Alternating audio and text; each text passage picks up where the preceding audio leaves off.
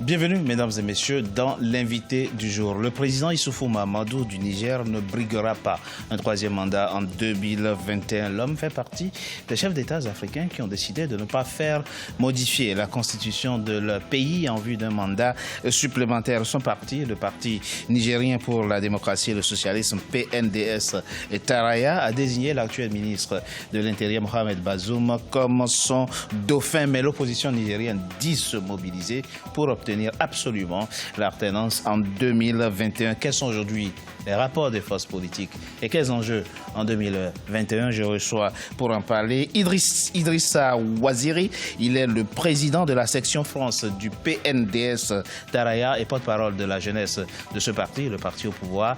Il est notre invité du jour. Idrissa Ouaziri, bienvenue à vous. Merci. Et merci d'avoir accepté notre invitation le 24 juin dernier.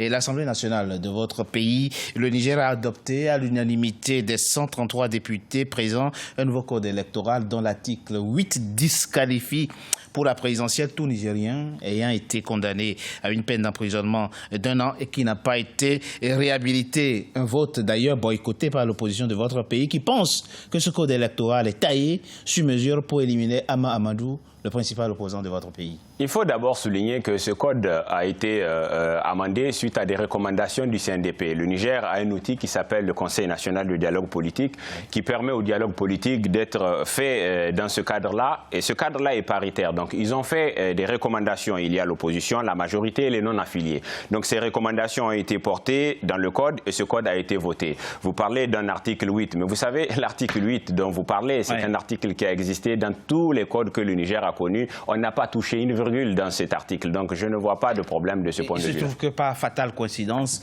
Hama Amadou, le principal opposant nigérien, sera disqualifié. Mais vous savez, les lois ont un caractère, comme je le dis assez souvent, impersonnel. Il se trouve que chaque citoyen doit être responsable des actes qu'il pose.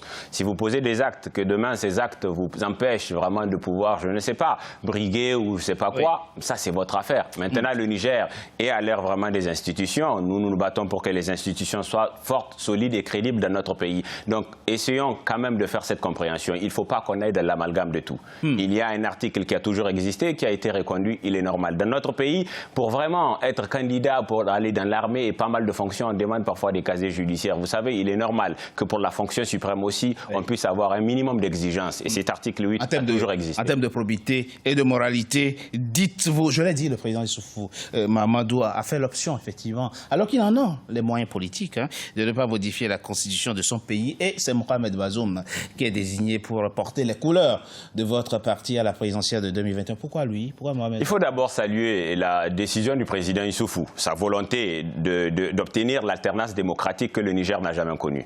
Il est courant en Afrique que les chefs d'État structurent les textes pour se maintenir au pouvoir. Ce n'est pas l'option qu'il a envisagée. Il faut se féliciter.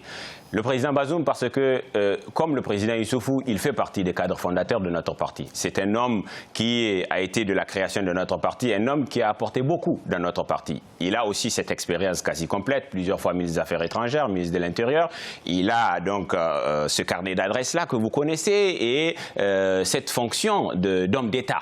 Il a su vraiment se forger, se tailler au gré des responsabilités. Il a fait le travail pour notre parti. Vous savez, c'est lui qui a succédé au président Issoufou à la tête de notre parti. Donc, il a su mettre ses pieds dans ceux du président Issoufou pour maintenir une forme de tradition dans notre parti, de valeurs sur notre parti, de respect et de discipline qu'on a su maintenir. Donc, il a fait le travail. Il a succédé au président Issoufou. Et aujourd'hui, les adhérents de notre parti, les militants, ont fait le choix, en tout cas, de désigner le président Bazoum comme notre candidat. Sa désignation et son élection éventuelle vont s'inscrire dans la continuité de l'action du président Issoufou Mahamadou Dito. Et tout à fait. Le président Bazoum donc, sera dans la suite et dans la continuité de ce que le président Issoufou a posé en 8 ans. Il est normal puisque, comme je vous ai dit, ces deux ont toujours la même vision. Les deux ont été des cadres fondateurs de notre parti. Ils ont imaginé le parti. Ils se sont inscrits dans les mêmes valeurs. Donc, il est normal de penser que le président Bazoum va continuer ce que le président Issoufou a réussi. Une chose est de ne pas modifier la constitution de son pays et de désigner un dauphin. Une autre chose est de laisser ouvert le jeu démocratique, le jeu électoral.